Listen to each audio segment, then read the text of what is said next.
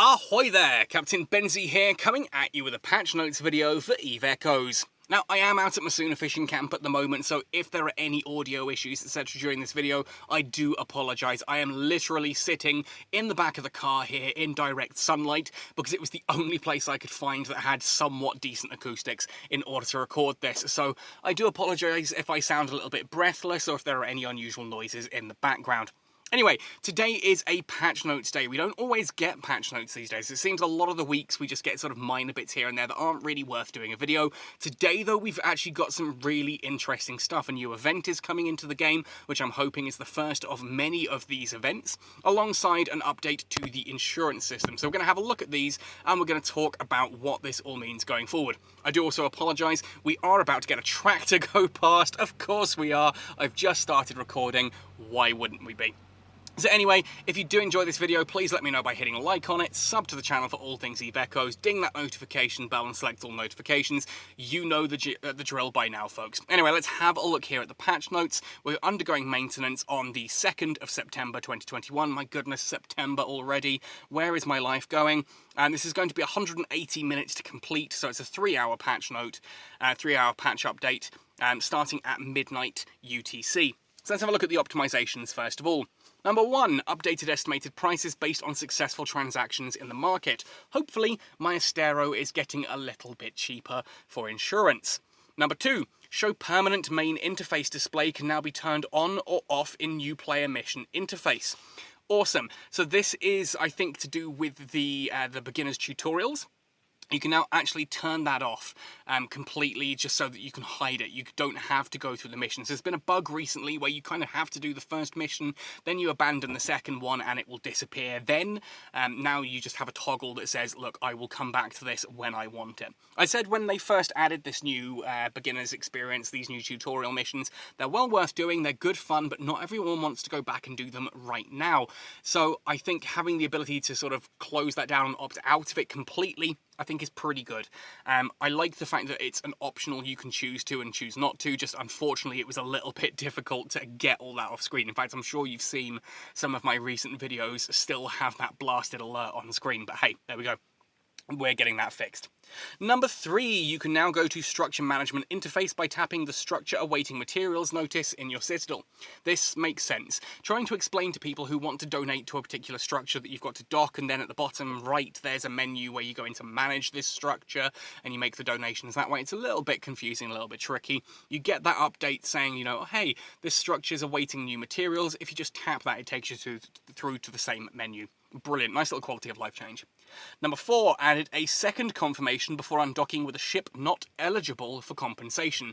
Again, I honestly think that one notification was enough. I think if you're just spamming through the notifications and then you lose a ship that wasn't insured, that's kind of your fault for not checking. But at the same token, I'm not against them adding this, especially if it's got a do not show this again option.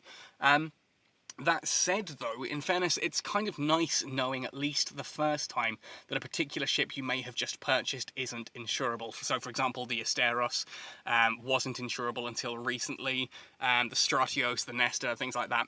Just getting a little notification that says, you know, by the way, just make sure you're aware, this ship is not insurable. If you lose it, it's gone. But I think if you're having to repeatedly tap, and the tractor's back, if you're having to repeatedly tap, that's going to get annoying. I just hope there's a way to kind of say, okay, got it, please don't show this every time I undock. Number 5, and this is the one that excites me, a new 2-week event has begun, during which the tax rate of the Amarr Trading Centre has been lowered. Bounties gained from repelling pirates and special anomaly occurrences will be higher on weekends during the event. Basically, this means that if you are selling goods at Amarr, the ITC in Amarr, literally Amarr, then you are going to have a lower tax rate. You'll get more money, more profit for selling on that particular market. Is this going to drive people out of Jita completely?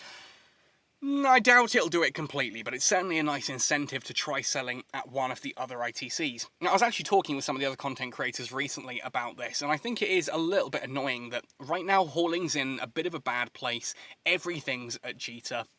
One of the ideas and concepts I had was to actually make certain loot have lower taxes at different ITCs, ones that are relevant. So if you're at Tashmercon or Amarr or any of the other Amarrian ITCs and you're selling at any of those stations, you should have a lower tax rate on things like lasers, armor repair modules, anything that is Amarrian loot, so to speak, so Nosferatu's, neutralizers, that kind of thing.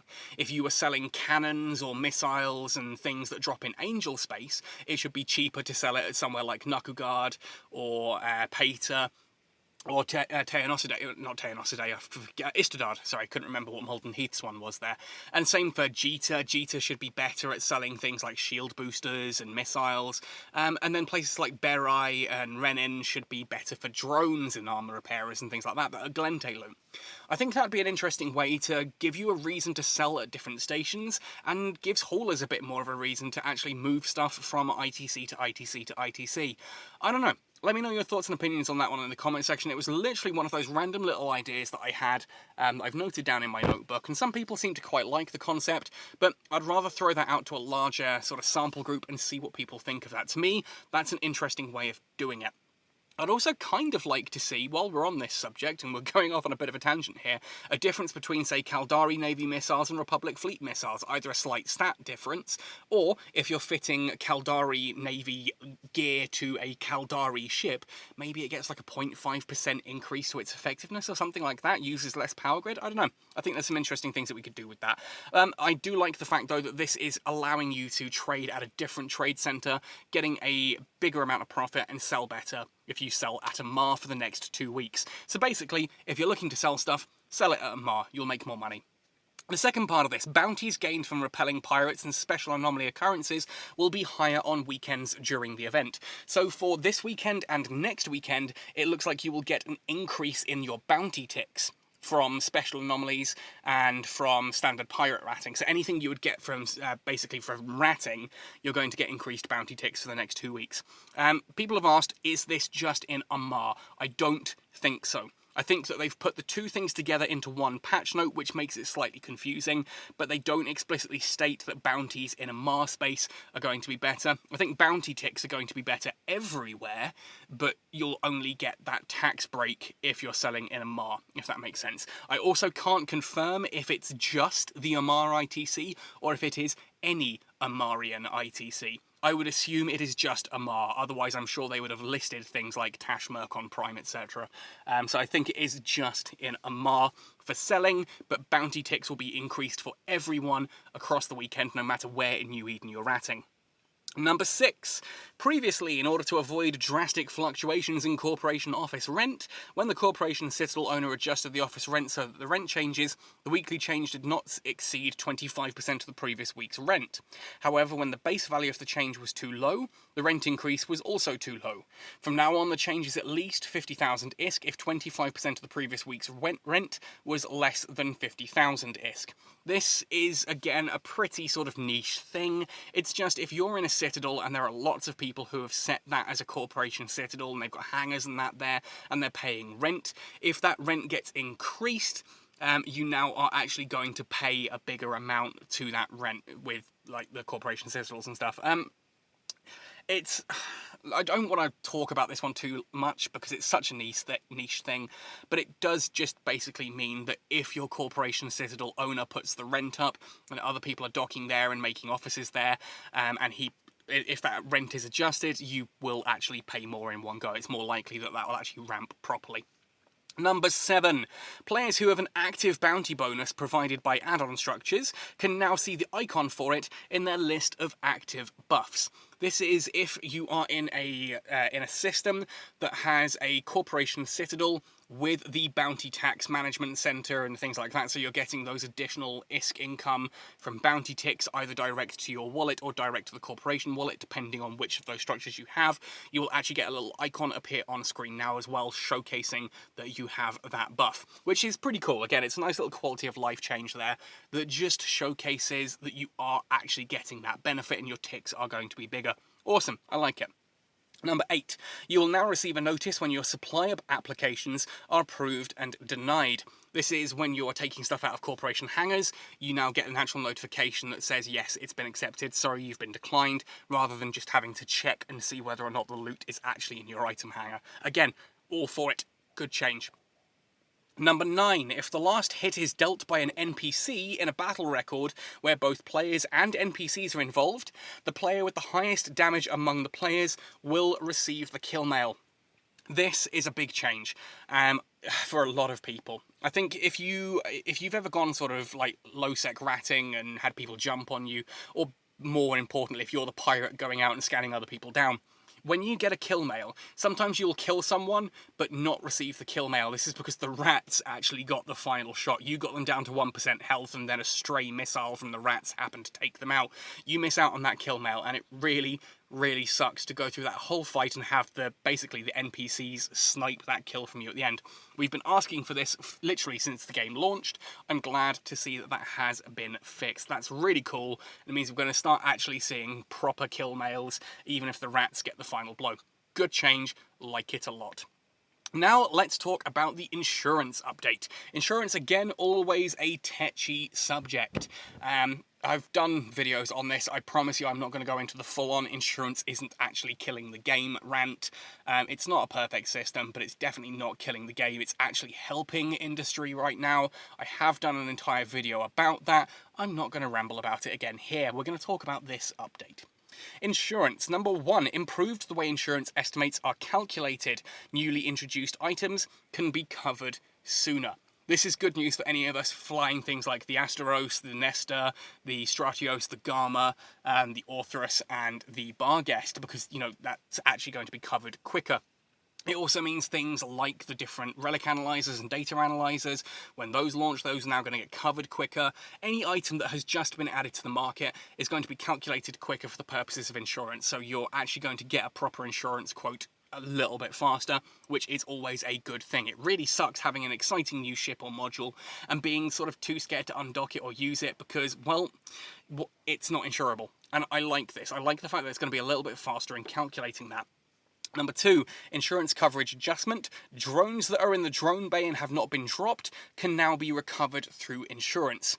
Now, this is a bit of a two-way one for me. On one hand, I do fly a lot of drone ships, and if I lose a ship, yeah, it can be expensive to get some of those back, especially if you're buying things like the Empire level ones, like, you know, the Federation Navy, Hobgoblins and things like that. On the other hand, these are literally something that is built by insurance, is built by industrialists, and I think there's going to be a lot of industrialists kind of going, oh great, so now I lose out on, you know, building drones. People don't have to come and, you know, build the drones. I think in fairness though, this is mainly going to be used for people who are stocking up on things like those Federation Navy ones. Those are not built by industrialists anyway, they're just purchased off the LP store. So I don't think it's going to be as big as some people are already making out.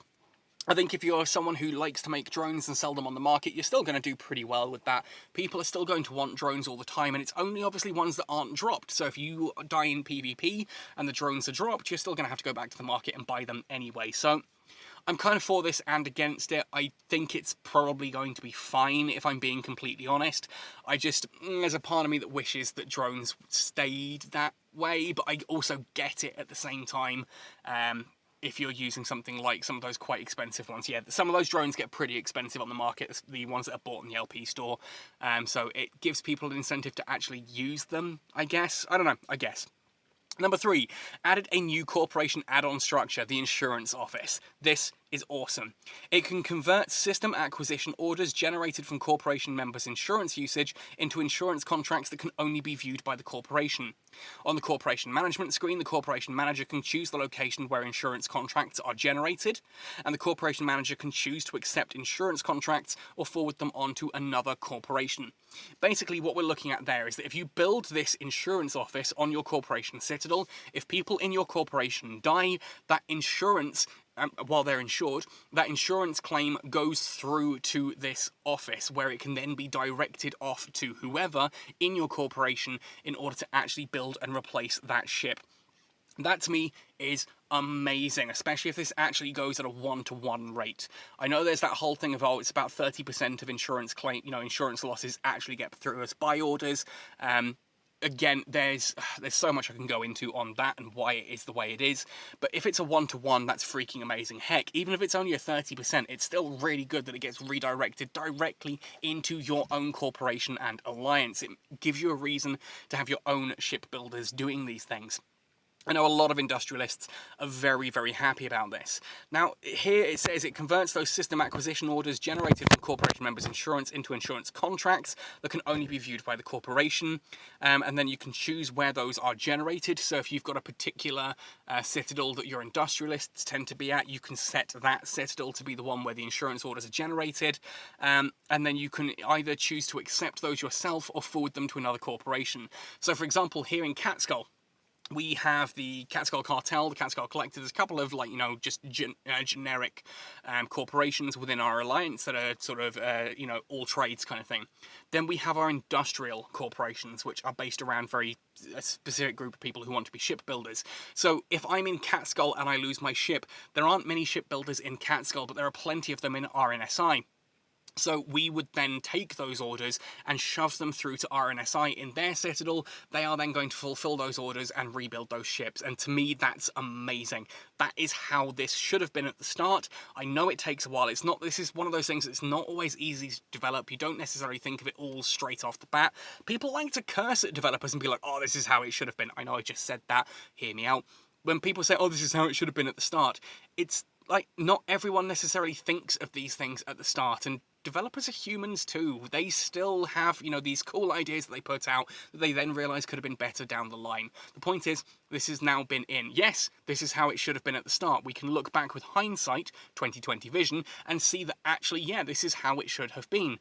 But now we actually have it. Let's just enjoy the fact that it has now been fixed and added in there, and hopefully this will help some industrialists out that little bit more.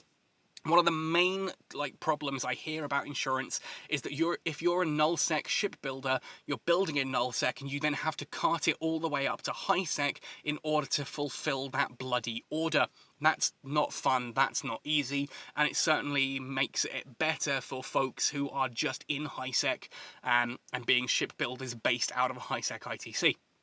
So this then means standard insurance orders can just be fulfilled by those people in highsec, but corporation insurance orders can now be fulfilled by people within the corporation and alliance structure that actually lost that ship in the first place, and to me, that is absolutely amazing.